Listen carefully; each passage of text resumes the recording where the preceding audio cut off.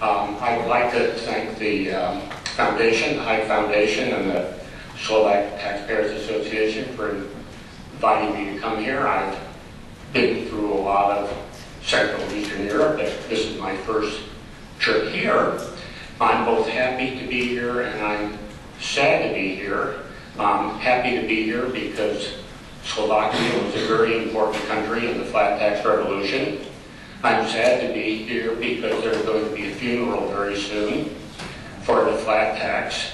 However, I believe that a resurrection is possible, perhaps not in 3 days, but perhaps after the next election. So never give up. I've passed out 2 sheets of paper, and let me talk a bit about them first. One of them is the best list of flat tax jurisdictions I could come up with. Now, some of these countries or jurisdictions aren't countries recognized by world associations, except they're countries recognized by themselves. And so I've included them anyway.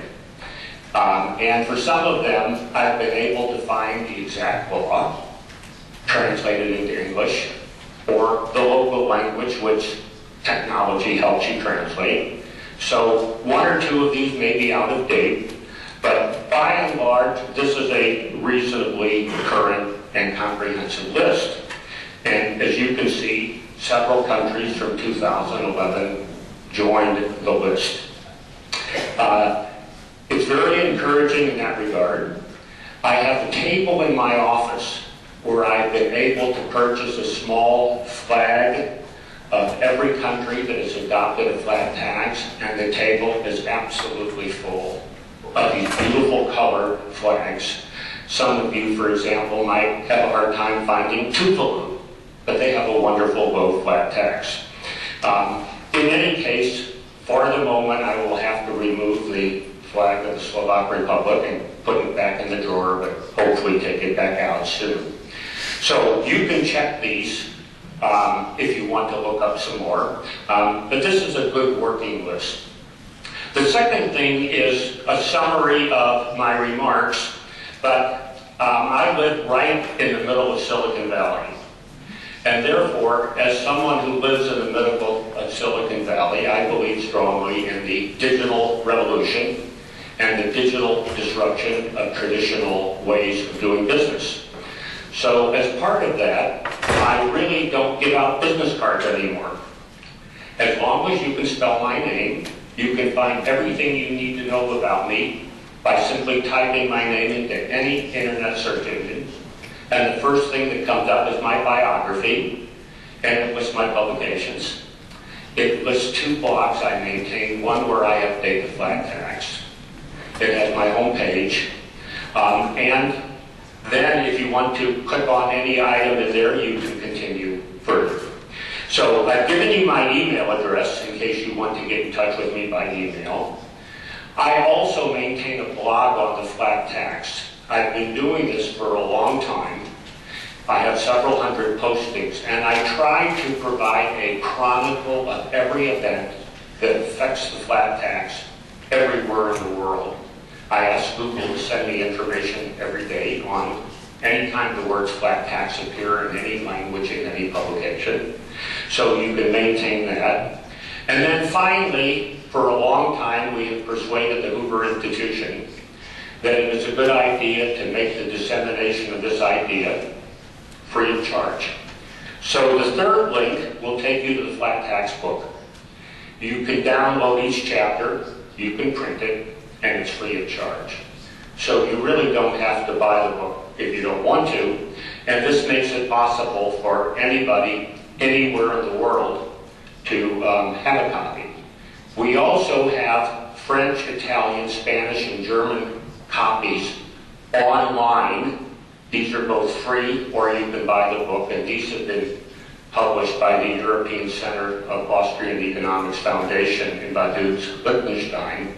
And then there are other various languages which have been published but not readily available. Jan thought it might be interesting if I gave you a little bit of personal history of how the flat tax came about, and then talk after that about some general remarks, just to kind of keep in your mind clearly why this idea is a good idea, why it's caught on around the world, and why we need to defend the idea. First, the story. Ideas come about in very strange ways. Some of them seem to have a normal course of events, and some of them come about by serendipity, by chance, by accident. You don't really expect it. Anyway, when I was 22 years old, I thought I would do something different in life, and I would learn the Chinese language. Let me just ask, 你们多少人在这里会说普通话吗？不会。你应该告诉你的孩子，你得学习中文，要不然后来你没有经济机会。That just simply means I want to encourage each of you to have your children and grandchildren study Chinese, otherwise in the future they may not have any economic opportunity. So that would be the third language for you all to learn. Well, anyway, I also got married in Hong Kong, which was very useful because it meant I would go back. Now, while I was studying Chinese, I had occasion to look around me, and Hong Kong then had something very similar to a flat tax. Hong Kong was growing at 9% a year, and this stuck in my mind. Later, when I had my first academic appointment at the University of Rochester in New York, Milton Friedman came to visit for a day. We started talking, and we went into detail about Hong Kong, and he said, you know, you have this unique experience. Don't think about becoming a Chinese expert. Why not write about Hong Kong's free market economy and spread the idea of it being a model for economic development instead of the then socialist, communist, central planning model? And I said, okay, that sounds like a good idea. Well, the next thing that happened to me is that I had written a book in California on Proposition 13, which was the first big tax revolt against property taxes in the United States. And from that, I was asked to serve on President Reagan's tax policy task force. And we produced a 500-page report, and he came into office and the Congress enacted the 1981 tax reform. But that March, as I sat down to fill out my personal income tax, I spent 32 hours on 2 consecutive weekends. And I said to my wife, I should be an accountant, not a professor of taxation. And so I said there's a better way to do this. And I wrote a very short piece for the Wall Street Journal, which was called The Attractions of a Flat Rate Tax System. Coincidentally, Robert Hall, who was just recently the past president of the American Economic Association, came to me one day and he said, let's do it. And I said, do what? He said, let's rewrite the entire U.S. tax code. Why not? It's only 30,000 pages long. So we had lunch every day for 3 months, and at the end of the summer, we produced this 18-page paper, which was the details of a simple, integrated, basically cash flow expenditure tax, a flat tax, basically, minus an exemption for investment, with a personal allowance, and we shopped it around to various economic departments. And basically, they took the view that this was the first stage of Schumpeter's knowledge, which is they're crazy. Nothing wrong with the idea, but this is just crazy. Everybody in the world knows you've got to have a nice graduated social market flat tax, kind of tax system. So that was okay. But then we published our 18-page paper in 1,000 words in the Wall Street Journal, and I knew the editor, and he said, we're going to have our artists draw up a postcard. And it turns out that they did. And I actually have here with me copies of both articles. And the second article has, in the middle of it, you can't see it here, but there's a little postcard they call Form 0008. Just a postcard. That postcard set off a revolution. We had more correspondence from other academics and from business and from media than both of us had in our entire professional lives from every piece of work we had done the prior 15 to 20 years. And all of a sudden, everybody became interested in the idea. Flat tax bills were introduced by Congress. from both the Democrat and Republican parties. Moreover, the two arch enemies of economic freedom, the Washington Post and the New York Times, then both supported the idea of a flat tax. And so we said, this is great, it's time for us to make some money, let's write a book. We wrote a book, and the book was called Low Tax, Simple Tax, Flat Tax, because the tax was low, simple, and flat. We sold quite a few copies adopted by book clubs. And right after it came out, the subject died down. For some reason, as we were ready to sell these books, people stopped talking about the flat tax. Well, then what happened is we had the second term of Ronald Reagan, and he became interested in this idea as another way to push the Reagan Revolution. So we decided we would issue another version of the book, but we learned something very important: keep it simple. So we simply called the next book The Flat Tax. It's too hard to keep three ideas in mind: low, simple, flat. Now, you may think I'm joking. When you want to market an idea to the broad public, the simpler the better. So we since then called the book The Flat Tax. It's gone through two more iterations.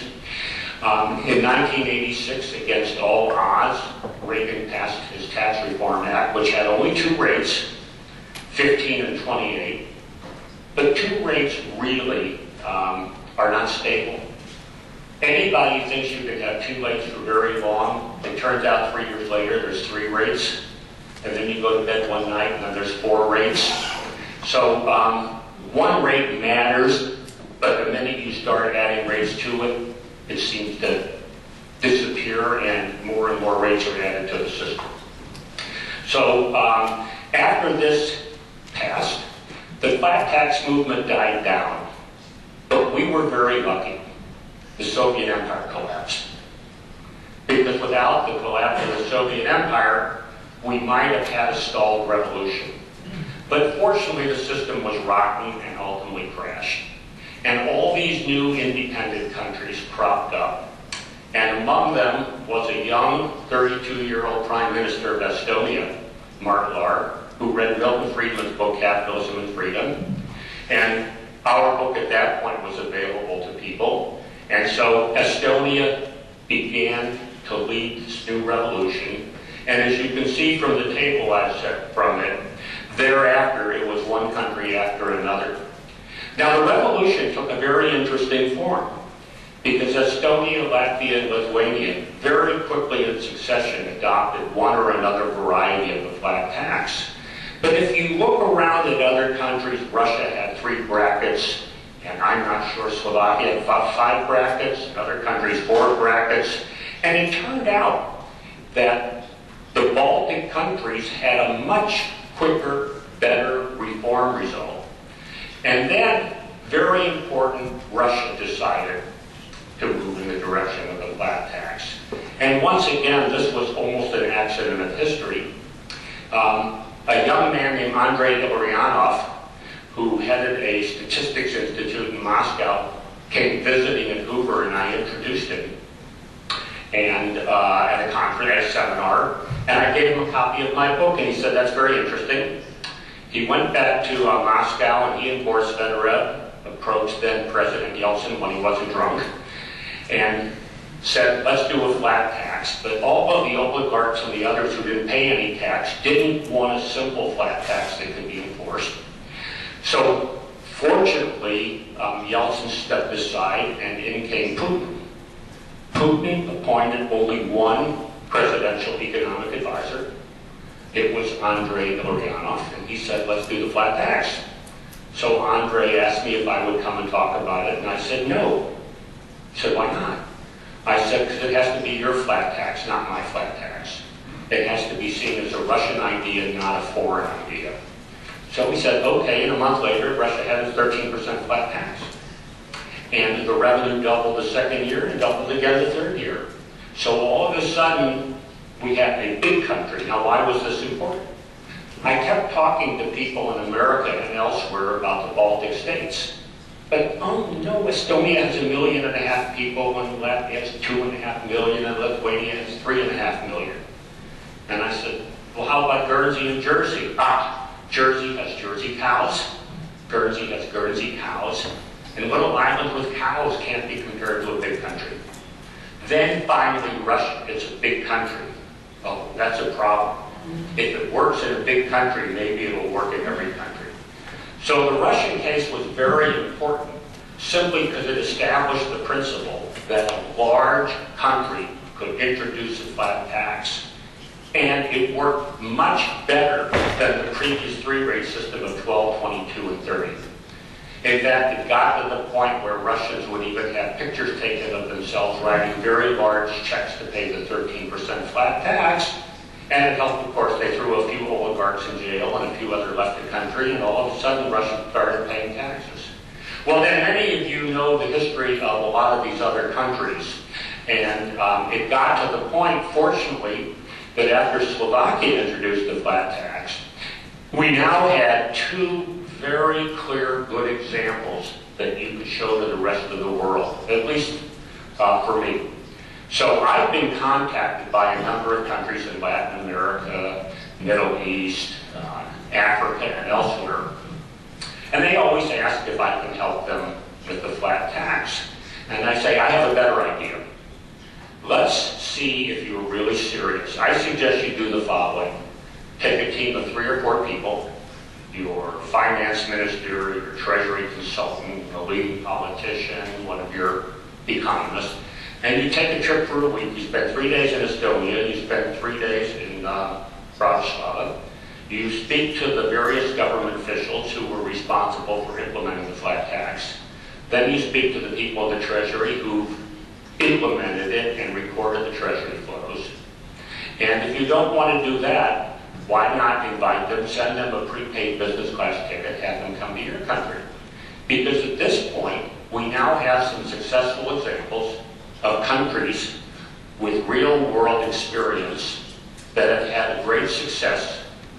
And I no longer have to give you the theoretical argument to explain why it's a good idea. You can have people who've done it tell you that in fact it works, and it worked better than their other previous graduated tax systems. And so anytime a country will do that, then fine, I'm willing to help you. But it's much better. Now, what I'm going to have to do is swap Slovakia with another country, perhaps Bulgaria, mainly because I don't want them to come here and then have the politicians say it was a bad idea, so we got rid of it. We're going to have the resurrection and the reinstatement before I can put Slovakia back on the itinerary. So for the moment, we're going to have to put Slovakia in cold storage and remove it from the grand flat tax tour of the world. Anyway, that gives you a little bit of history, a combination of Hong Kong, of President Reagan, of the Wall Street Journal. And I should mention also one other thing. In 1981, there were 3 national newspapers and 3 television stations. So if you could get your idea endorsed by the Wall Street Journal, the New York Times, the Washington Post, you had every major media in the United States supporting it. The Economist magazine supported it. Some of the British papers supported it. Never the French. Some temporary support in Germany, very temporary. And some of the other European countries in the West which have unfortunately been unable to produce elections with politicians who want to push the idea. But today, it's much more difficult because you have the internet, hundreds of cable shows, YouTube, 1 billion posts a day in the blogosphere, or what I call the chattersphere, from Twitter and YouTube and just web pages and commentaries and so forth. But that also means you have the chance to tweet about the flat tax every day and post a Facebook page about the flat tax every day. And it will be important for someone in Slovakia to do this every single day. Every day there has to be a steady, ongoing discussion of why it was such a good idea and how well it worked. Now, what I want to do then is just very briefly highlight what it is about the flat tax that makes it so attractive for a variety of reasons. What I've discovered in talking about it for 30 years is that different people have different reasons for liking it. If you talk to professional economists who are open-minded, they will like it because it has economic efficiency. You have optimal resource allocation.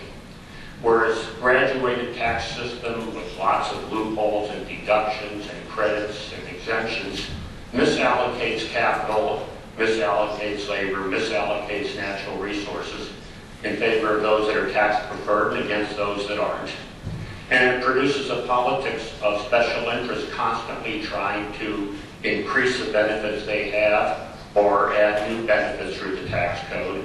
And so, in effect, we have the tax base that's eroded anywhere from a third to a half by all of this.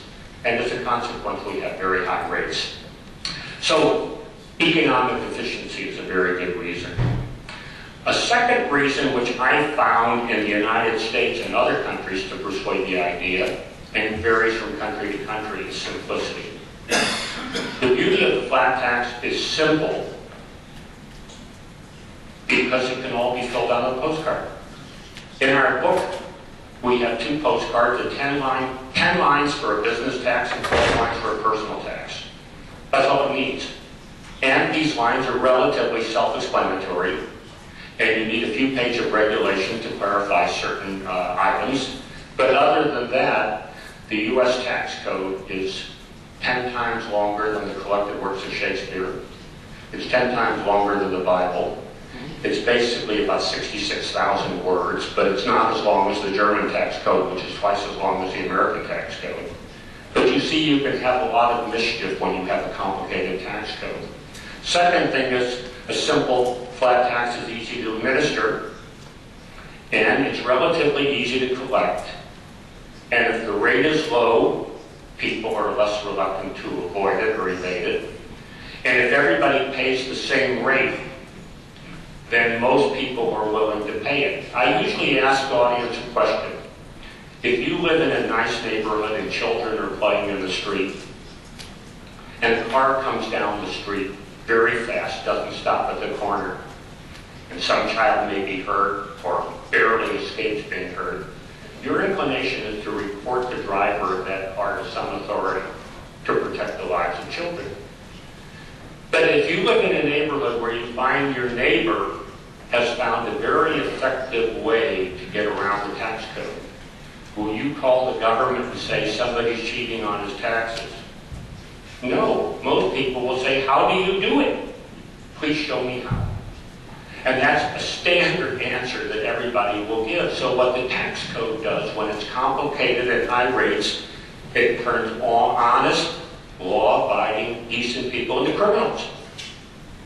We become criminals because of the tax code. It's either become a criminal or be extorted by a government engaging in racketeering and extortion to collect money to give to other groups, taking your money for some other purpose than one you would value.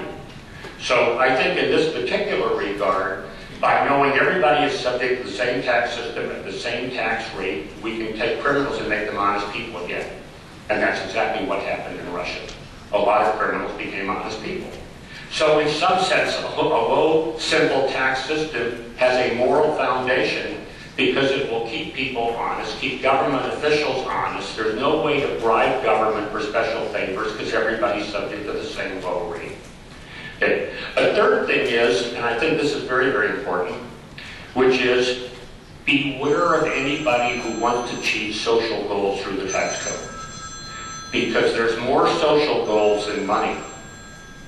So we have to imagine that the tax code is a very simple way to collect money. But all programs conducted by the government need to be openly discussed, debated in a Congress or a Parliament, where the people have a chance to hear candidates discuss them, and voted on openly in the budget. The reason politicians like to give benefit through the tax code is they're harder to find. You have to look in the tax code to see a benefit. But if the line item in the budget, it's very easy to see and often easier to resist and oppose. So the more items you can put in the tax code, the more government can grant benefits. So in this regard, one should only think about the tax system as a basis for revenue, not as a way to encourage or discourage certain kinds of activities.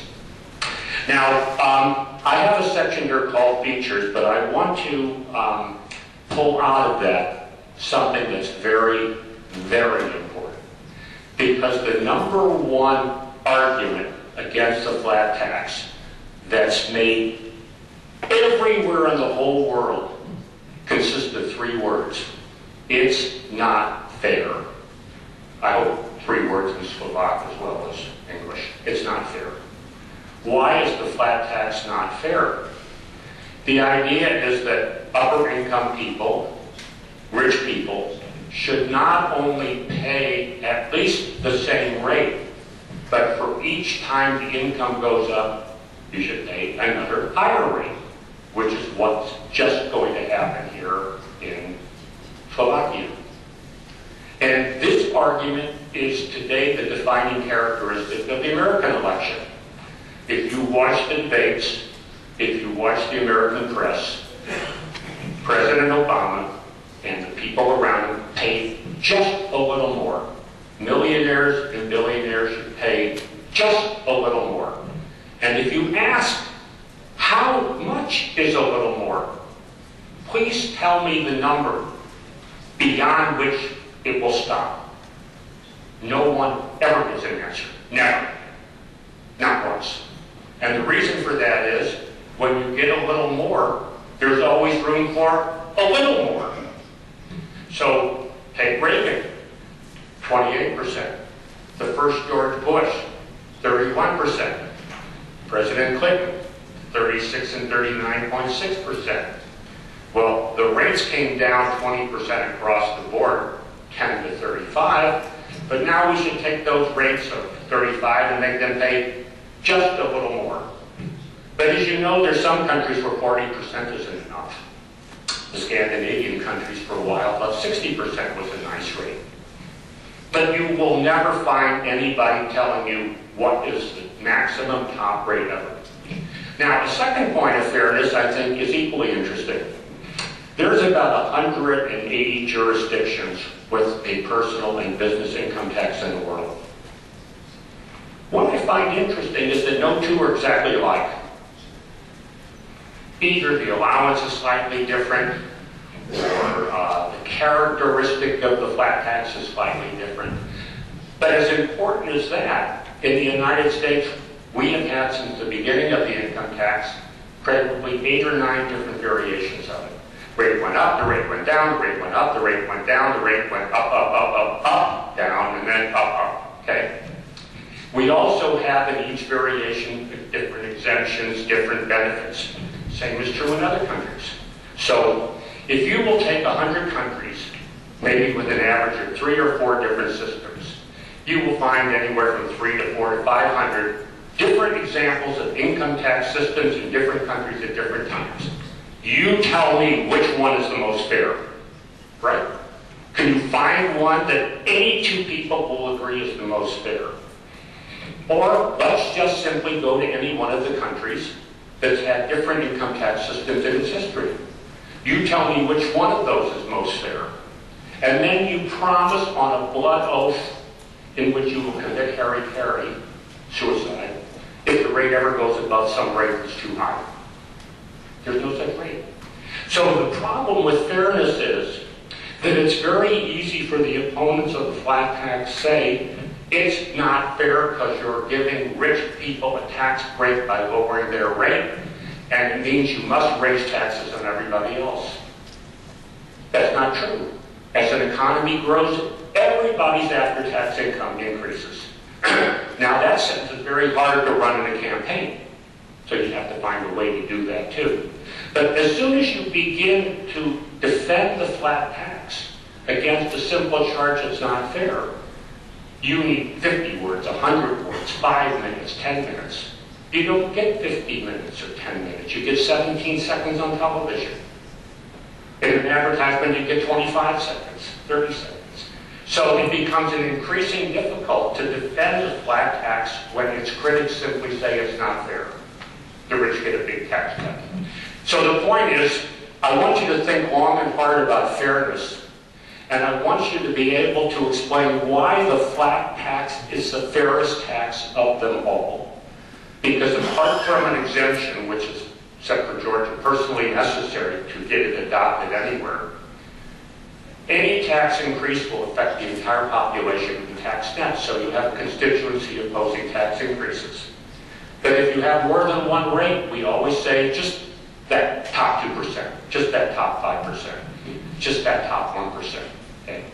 Well, anybody who promises to rob Peter to pay Paul can usually count on Paul's vote. So you have to set up a system where Peter cannot promise to rape Paul to buy votes. And with the flat tax, he cannot, because everybody has to pay the same percentage increase. Now, when I talk about the Alvin Rabushka flat tax, it's not a pure flat tax because it does have a personal allowance, and thus you can do the calculations. You see it as a measure of progressivity, because up to the tax-free allowance, the rate is 0, then we would have 19 or 20%, but actually I like Eastern Europe with 10% better. Unfortunately, we have a big government, very hard to get it down below 19 or 20% if it were to be adopted. So apart from that, in our ideal tax system, we want to have 100% first-year write-off of all business investment, or what we call expensing.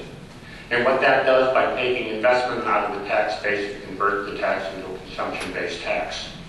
And virtually every economist, left, right, and center agrees that a tax base which excludes investment will enhance investment and thus produce over time more economic growth and thus produce over time more jobs and rising after-tax income.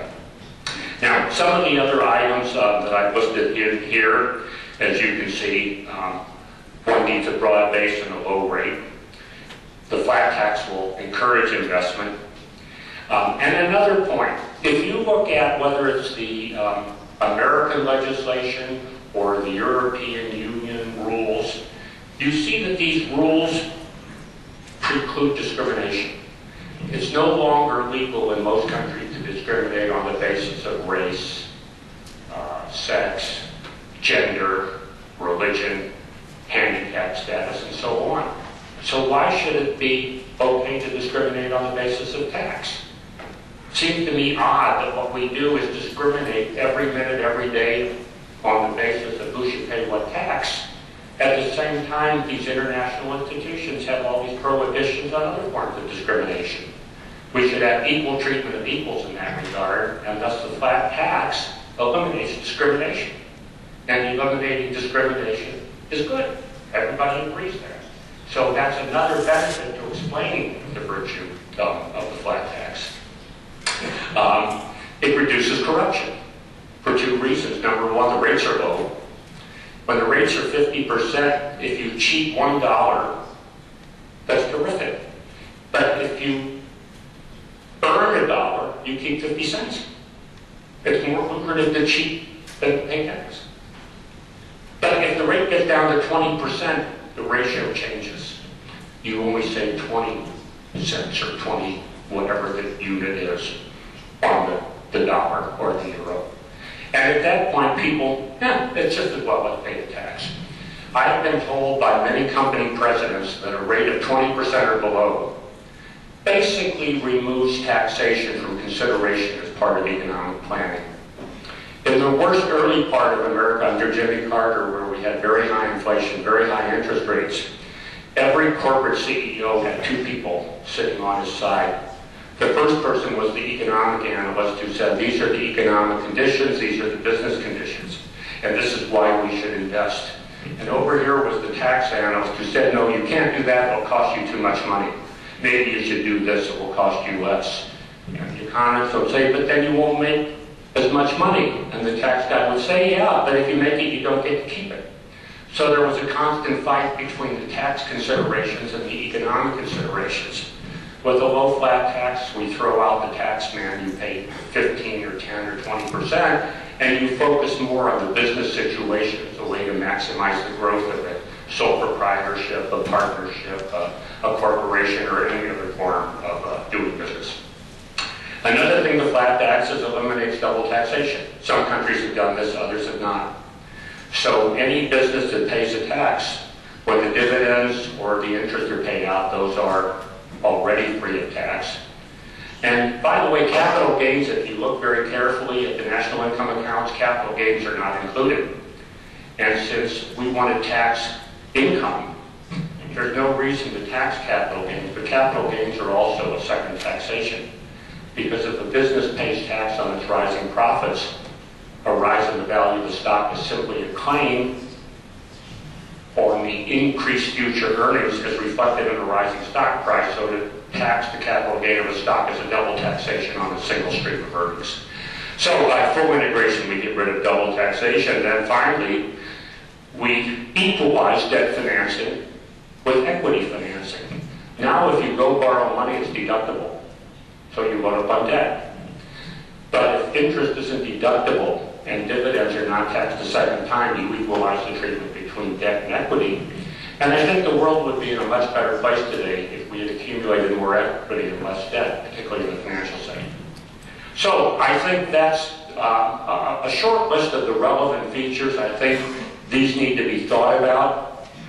Some of them may play a more important role in sustaining or promoting the flat tax in different countries. So not all of them are equally important in marketing the flat tax or defending the flat tax, but they're all available to be used depending on the particular audience or the set of politicians.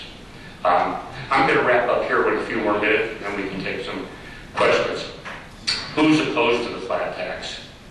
Well, unfortunately, the people who know better, the worst group are the professors of economics in all the universities all over the world. Because pretty much they're all, except for a handful, dedicated to Keynesian economics, which calls for lots of government spending to stimulate the economy and create jobs. A lot of them really do love Karl Marx, even though they deny it. A lot of them still cling to the labor theory of value, not allowing any room for entrepreneurship. In fact, in most economic models, there are no entrepreneurs. If you look at all the mathematical models that make up modern economics, I defy you to find any people in them. There aren't any. So in some sense, there needs to be some way to understand that really economic activity depends in large measure on the activities of individuals and entrepreneurs. And entrepreneurs often create things that you can't put into a model. Everybody in this room probably is a victim of Steve Jobs' global imperialism, because everywhere I go, I either see iPhones or iPads or substitute versions. So opposition often comes from those on the left. It's ideological, and then of course there's always political parties. And I remember having all kinds of discussions with politicians from socialist parties in Europe. And they always say, you Americans have this Darwinian dog-eat-dog capitalism, and half your population is homeless living under the bridges in Philadelphia, and you starve your poor people. It's a terrible country. We have a social market economy, and we have social justice, and everything works just fine, or at least it did work fine until a few years ago, and now it may not work anymore at all. The only question is which day it stops working. So between the intellectual support and the media support and the politician support, usually the people that are promoting and defending the flat tax is a small group of businesses who basically hire people, pay their wages and salaries. And I never knew an economics professor that offered me a job. It might be at a university. Unfortunately, all my life I've worked in private universities. I want to establish one last bit of hope and optimism here, because as I told you, I keep track of everything that happens in the world on the flat tax. So let me bring you up to date on some recent developments and how this list may grow in the next few years. Last June, the country of Armenia, again, a little small country, reformed its income tax.